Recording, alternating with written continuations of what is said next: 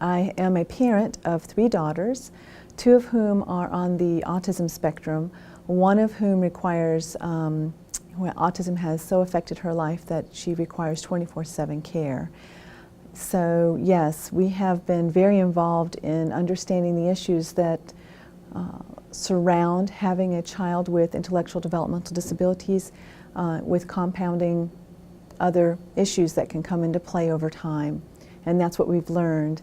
It has affected our family quite a bit, and even now we find that we are needing lots of continued support in order to continue to go through the different phases developmentally, not only with our one daughter who is I'm speaking of requiring the most intensive care, but also for other family members who are also trying to understand how that this evolves in their lives also.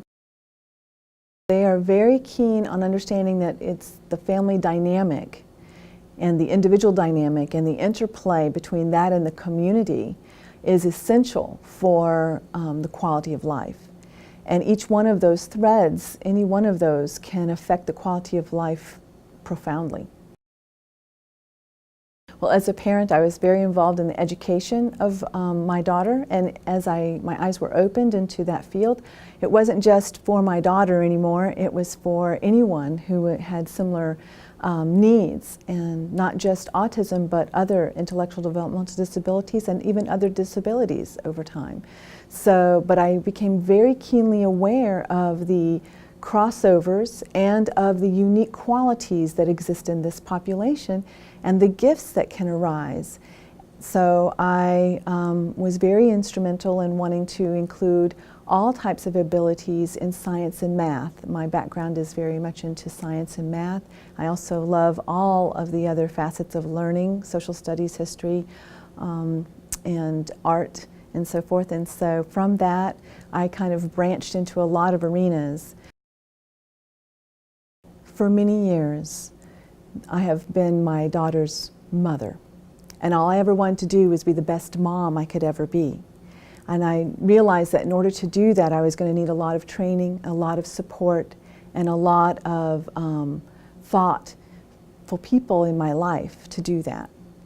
I've been fortunate to be able to have had that, but I have also seen the trials and the tribulations of the pitfalls in this. So I wanted to be much more involved in sharing these family dynamics, sharing these real issues, these real heart pieces that sometimes people aren't as comfortable to talk about. You know, what will happen after I'm gone? You know, even I have such trouble to even think about what that's going to look like. I don't know the answers, and they're hard to think about. But if we don't continue to work together, we will never find the right answers, because it does take all the experts at the table at the right time, at the right place, with the right knowledge to be able to answer these and work together to collaborate and keep the heart in mind. And I will tell you that at the council, I feel like that they are doing that. The people I've been able to be introduced to, the knowledge I've been able to have opened up to me, I want to share it with more. And that's what I'm hoping that we'll be able to do more of going forward. It does help a person to get a voice, to understand the power of the voice. It's very key to realize how that voice can be used and how it can also contribute to the betterment of tomorrow. And I think for my daughter, who struggles so much with language, and she doesn't enjoy meetings at all, so I had to learn to get a little bit good at them if I was going to be her mom.